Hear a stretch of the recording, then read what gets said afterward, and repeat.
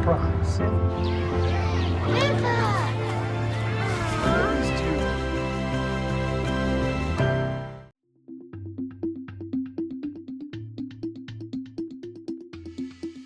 From Politics PA, I'm Steve Ulrich, and this is Voices of Reason. Franklin and Marshall College in Lancaster, Pennsylvania, released a poll on Thursday, June 18th, surveying 546 registered Pennsylvania voters on a number of topics. And the numbers showed that the Commonwealth residents are pessimistic about where we are and where we're headed. Today, I'll talk with Berwood Yost, director of the Center for Opinion Research at Franklin and Marshall College, about the findings and how he interprets the numbers. That's coming up next on Voices of Reason. Now we welcome in the director of the Center for Opinion Research at Franklin and Marshall College, Berwood Yost. Berwood just recently released the latest rendition of the Franklin and Marshall College poll and had a number of interesting numbers that we'd like to walk through today. Bob, thanks for joining us today. Hey, thanks, Steve. It's always good to be here. Let me just start by saying, was there anything that really surprised you when these numbers rolled out? You talked to 546 registered Pennsylvania voters, and anything that really caught you off guard? Well, the timing of our last poll was interesting, Steve, because we actually finished collecting data in March or end of February, right before the Iran Operation Epic Fury started. And so, the numbers were what they were. And as I was paying attention to, sort of national polls, we see some of the same patterns since March that we're seeing in this poll. So was I surprised? No, I expected more people to express concerns about inflation, more people to be concerned about the economy, probably a decline in the president's job approval ratings. I thought all of those things would be true. But what probably did surprise me was how much they moved. Normally, over a month or two, you see if there's movement, it's often small. And it may add up to a trend over time, Steve. But, typically, that was only couple of months ago, right? You would expect there to be sort of gradual decline or gradual change, and that we didn't see, both in terms of how people are feeling about their personal finances. There was a major movement on that question, and there was major movement on how people feel about the president's job approval, and also kind of major movement on who they're favoring in the upcoming congressional races. So, the amount of movement we saw was a surprise. When I reviewed the numbers, I was left with the feeling that Pennsylvanians perhaps are more pessimistic than they have been in a long time, especially, as you mentioned. Let's start with the economy. Yeah. Well, that's sort of relative because I think we've been in a pretty bad mood for a long time. Frankly, if you really track the indicators we track over time, you really have to go back before the Great Recession in 2008, 2009, until you would say there were indicators that showed we were happy about most things. Like we've been unhappy about something since about 2008. What that something is depends, but we certainly haven't been happy since the pandemic. And there was some movement. It looked like economically, perhaps, people were feeling optimistic about what the Trump administration may do. And, at the moment, really the run-up in prices has really harmed this presidency, as it did the presidency before this one. Joe Biden's presidency was largely defined by inflation, and I think this one is too. And so when we ask the question, how are your personal finances? Are you better off or worse off than last year? Almost half, 47% of registered voters said they're worse off than they were a year ago. That's up about a dozen points from the March poll. So that's big movement in a couple of months period of time. The number who say they're better off is only 14%. So I think that's, that's a real issue. I think the thing though that really struck me wasn't just how negative, negatively people are feeling about their personal finances right now, but their expectations for next year. Um, fully a third say they expect to be worse off financially next year. That's problematic, and that's up, you know, a number of points since our last poll as well. So you put those two things together, it's no surprise that when we asked them what the biggest problem facing the state is, most of them said the majority, or I'm sorry, the largest response was with the economy. About 35% mentioned something related to the economy and the economic circumstances. So that's really the defining issue at the moment. And that's always been it. It's always been the economy stupid, I guess, is how the saying goes. And that kind of showed in the job approval ratings for President Trump as well. Yeah, his job approval ratings really took a beating. He dropped 10 points, um, which is a steep decline. We don't normally see movement that far that fast. Um, and so he's down, the way we asked the question, he's down about 29 to about 29%. And when you get to those levels, I mean, we're talking about levels we last saw for Bush's midterm in 2006, which was a disaster for Republicans. Um, so he's got some substantial problems at the moment with public perceptions about his performance, and and actually we asked about specific issues, and we saw declines in the way people rate specific issues, whether it's how he handles immigration, how he's handling foreign affairs, how he's handling inflation. All of those numbers have really tanked since October. So he's got a he and by um, you know Republicans themselves, not just him, since he's not on the ticket, but Republicans as well have a problem because of these low job approval ratings, and people just are not happy about the way he's doing most aspects of his presidency, and how's he going to get them back? He has to figure out a way to do that, but that's a real tough task. I always like to refer to Pennsylvania as America's swing state. Is certainly the eyes of the nation are going to be focused on the Keystone State in November, with the possibility of Pennsylvania alone being able to switch control, majority Yes. control in the U.S. House of Representatives. So when you look at the generic congressional ballot question that you posed, seems like there's trouble ahead for Brian Fitzpatrick, for Ryan McKenzie, for Rob Bresnahan, and for Scott Perry. There's no doubt. I think, traditionally, as you well know, midterm elections are tough for the party in power. Doesn't matter who it is. There's always sort of a sentiment that runs against the party in power. But that sort of sentiment can really be turbocharged when a presidential approval rating gets to a certain point. And I think we're at that point. And it manifests itself in a lot of ways. But when we asked about who they would support in the upcoming presidential or in the upcoming congressional races, Democrats have a 12-point lead.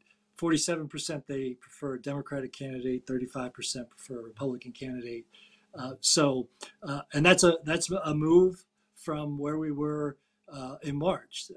It's like I think a 5-point move on that particular indicator. So, this is a problem if you're running down ballot. And I think one of the great fears that Republicans would have if you're running in one of these congressional districts is that your voters don't show up, or you're overwhelmed by Democrats and even independents being more enthused. And so they're voting at the top of the ticket for the governor, who has a comfortable lead at this point. Um, and and then they're just also voting for down ballot races, and that spells real trouble for at least 4 congressional Republicans. I think the 2 that are in the toughest spot are the first term incumbents in the 7th and the 8th congressional district. Um, Fitzpatrick in the 1st and Perry in the 10th have both showed in previous elections they could weather a tough electoral environment. Um, but this is going to be different than even 2018, I think. And that's one of the discussions that we're having right now. Like, what's this midterm environment most like? Is it like 2018? Um, is it like 2010? Is it like 2006? 2010 and 2006 were rough years for the incumbent party. There's some things structurally that make this year, sort of unique, but the approval ratings of the president in Pennsylvania make this look a lot more like 2006 than 2018. I was going to say, we're talking here in the middle of June, we're looking at these numbers, and you begin to think that, will the problems with the economy, are they already baked in November? Is there time to turn the tide? Gas prices are certainly beginning to fall, but as you mentioned, so many people are pessimistic about their own personal finances. Is there really time to, in your mind, to turn that around for November? It's anybody's guess. Historically, we haven't seen that. I mean, all you have to do is look back to the Biden administration, and he became an unpopular president in large part. I mean, I think there were two elements to that. One was the pullout in Afghanistan that went so poorly, and then secondly was the run up in prices, the inflationary pressures. And once that happened, he never got those voters back. So historically, in this day and age, we often see once they go, the voters. But we'll see. Maybe President Trump has something up his sleeve, and he's able to bring those people back. I mean, the gas prices, I think, on the international market came down a bit today because of the ceasefire. So, maybe that helps. But I don't I don't it would be hard to predict that it will happen. But it's politics, so you never know what happens tomorrow, right? So you look at favorability ratings, the president at minus 42, if you do the math, 27 in favor, 71 opposed. When you look at Governor Josh Shapiro, though, he is split right down the middle, 48-48. Yeah. No, his job approval numbers are fine. Actually, they position him well to win re-election. In some ways, it's remarkable that his numbers have held up so well, given how pessimistic. I mean, that's where we started, right? Talking about how pessimistic voters are. It seems they're blaming the Trump administration more than they're blaming Shapiro for those things, and so he benefits from that. He benefits from not being in the same party as the president in a midterm cycle, right? So he's largely escaped that, being put in the same bucket about the economy and economic concerns. I think people believe that's a national, kind of a federal government role. So somehow he has weathered that storm. That race, we talk about his job approval ratings being positive. They're pretty good for a governor at this point in his re-election effort. Typically, we see those things move more positively as they start to advertise. Let's remember the last four gubernatorial races have been decided by an average about 12 points. So, this gubernatorial races do not look like presidential races, right? If you think about the last four presidential races, what's the average? 2 points. The average is 12 points for gubernatorial races. These things tend not to be as close for a variety of reasons. And he certainly seems positioned. He's 20 points ahead right now. That race doesn't look like it's gotten started yet. We'll see if Stacey Garrity can chip into those numbers. I thought it was interesting, as you mentioned, back in March, it was a 22-point advantage for the incumbent governor. Now it's 22 points. And you would have thought that perhaps between March and June, more voters would have been introduced to the state treasurer. And there may have been some fluctuation in that number. But as you said, Governor Shapiro seems to be able to withstand a lot of this. Yeah. I mean, he keeps talking about his accomplishments, and I don't think Stacey Garrity has really made the case yet that in a way that resonates with voters about why he hasn't done a good job and why she's the right person to do a good job. I mean, that every race that includes an incumbent is about that incumbent's performance, right? And Right. so the first job of a challenger is to say, you know, does this guy deserve your vote? And she needs to make that case, and then the second thing she then needs to do is when she convinces people he doesn't deserve re-election, that she's a viable alternative. And I haven't seen her do anything when we're talking about public opinion that suggests either of those things have happened yet. So, whether she's holding off, um, but I think it's getting, I know it's only June, but it's getting late. And so, at some point she's going to have to really start making a push and start narrowing that lead. Because frankly, I was looking at, there haven't been a lot of polls done, but every poll has shown about a 20-point advantage for Governor Shapiro. So, you know, she's got to start making her move, or she's going to be so far behind she won't be able to catch up. And the risk is what we had talked about earlier, right? If this is an overwhelming loss, that has down ballot implications. And those implications aren't just about Congress, although, Pennsylvania could determine the fate of Congress. But it also means the state house and that state senate, right? I mean, Right. yeah. You also asked a number of questions about state policy, and I found it interesting that you brought up the question about skill games being regulated, just prior to the Supreme Court handing down its ruling. Did that surprise you at all that Pennsylvanians strongly favor skill games being regulated and taxed the same way that we do with casinos? Well, no, because we had asked that question before, and we did find a majority. It was like 60% who said, they favored that when we asked it the first time back in February 2024.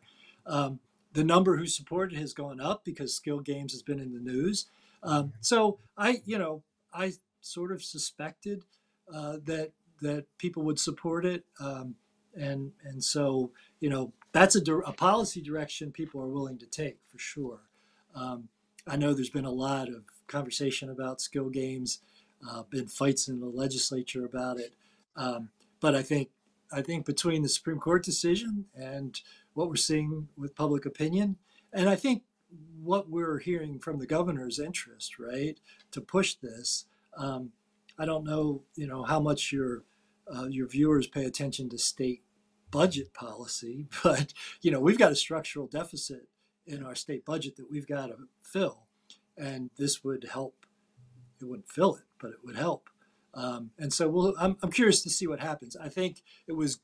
I'm not a mind reader. I had no idea that this decision was going to be appearing virtually the same day as our poll results, but I am happy for that circumstance. That good luck. If there was a question that was probably answered most unanimously of any, it was the idea that apparently Pennsylvanians don't want students to have access to their cell phones in schools. Yeah, that one. I'm not surprised by it. Again, I think we've seen this in some national polls that there's general support for it. The question is how do you do it, and that's an important question. But there's near unanimity that school children shouldn't have access to their phones in school. I think I've been thinking a lot about that question, Steve, and I'm reflecting on questions we asked about AI in our October Hmm. poll, artificial intelligence, and all the buzz around data centers. And I Correct. just wonder if there isn't some sentiment that we've lost the thread on technology and that we need to get our hands around it again. Um, we could say perhaps tech companies and tech leaders have overplayed their hand a bit, um, but I think we're starting to see some pushback about people trying to regain some control over the technology in their lives.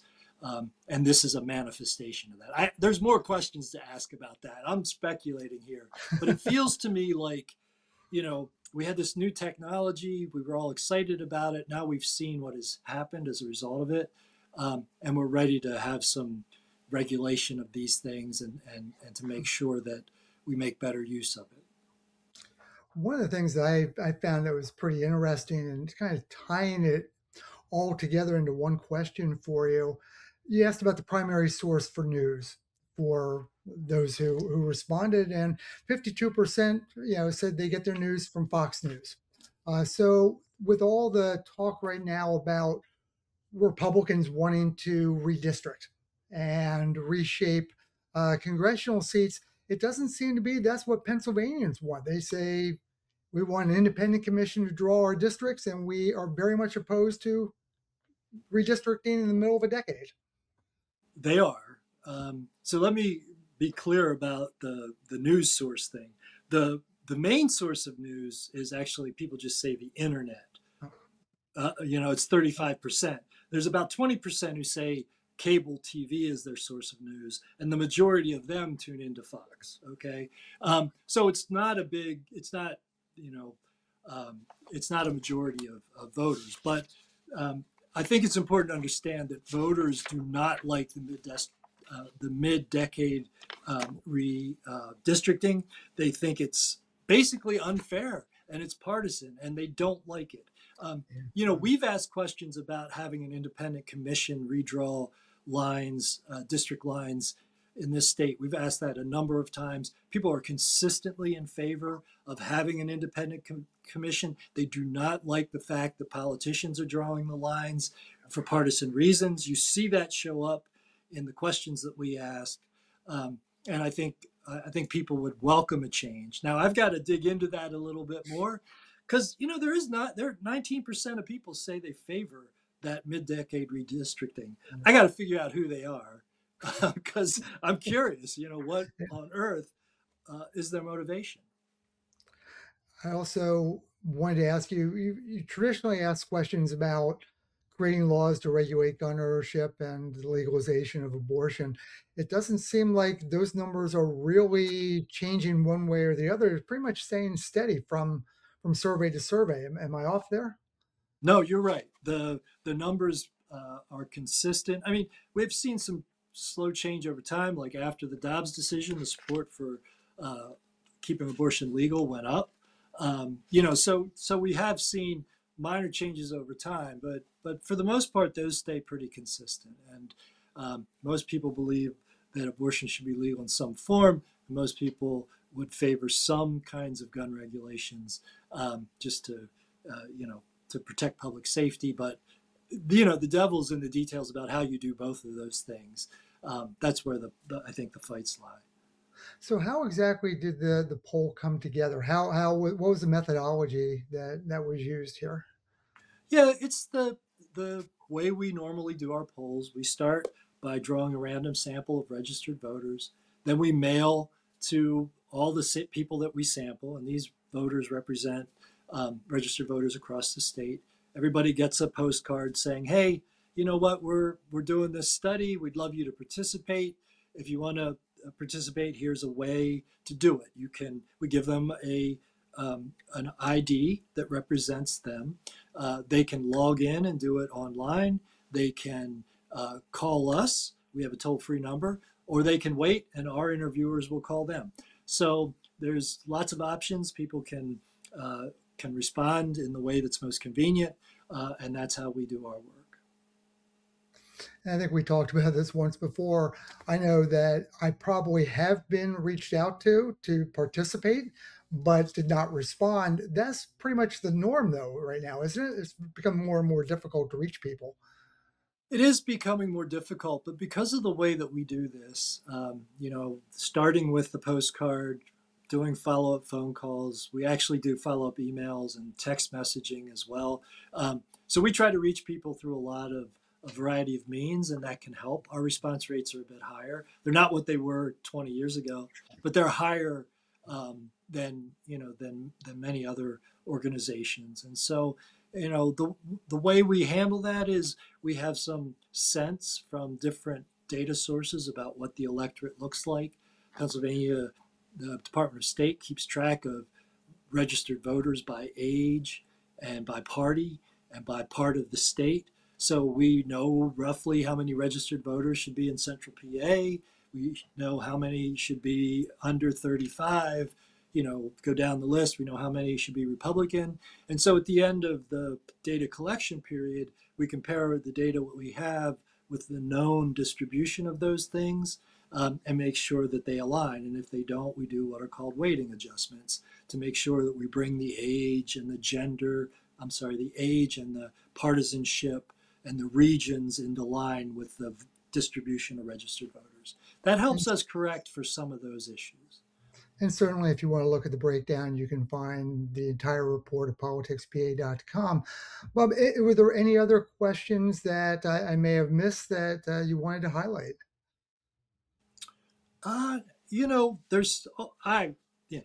It's like your kids. There's A lot of questions. how do you pick just one, Steve? You love them all. It's like picking your favorite child. How could you do it? Exactly right. You can't do it. But I will say this. We ask two questions that we had asked during the Biden administration about corruption and about transparency. And I found those two questions fascinating. When we asked those questions, I think it was March of 2021, people, people tended to believe that there's some corruption in government and that the government could be more open and transparent. But what is striking is how many people now really move to the extreme on those positions. 73% of the public it's 3/4 of our voters strongly disagree that there's little corruption in government, in the federal government. And 62% of them strongly disagree that the government's operations are open and transparent. Those are massive changes in that category, right? Maybe part of we attributed a lot of the erosion in President Trump's job approval ratings to kind of feelings about the economy. But his general performance overall. But I wonder how some of this stuff works into that too. The concerns about transparency and openness and corruption. People were skeptical that we were operating the best way we could. Now they're almost certain that we aren't, and that has implications over a lot of things. But I think it's a question worth pondering. America continues to be the great experiment as we approach our 250th birthday. Pleased to be joined by Berwood Yost, the director of the Center for Opinion Research at Franklin and Marshall College, one of our favorite guests as he breaks down the recent Franklin and Marshall College poll, which you can find out more information at fnmpoll.org or com. I bet all of a sudden I blanked. ORG, fnmpoll.org. You can also find the results at PoliticsPA.com. Berwood, thanks so much for joining me today on Voices of Reason. My pleasure, Steve. Good to see you. My thanks to Berwood Yost, director of the Center for Opinion Research at Franklin and Marshall College, for joining me today on Voices of Reason. This episode was produced by Brianne O'Neill. For Pennsylvania political news every weekday morning, sign up for the PoliticsPA Playbook at PoliticsPA.com. That's it for today. For Voices of Reason, I'm Steve Ulrich. See you next time.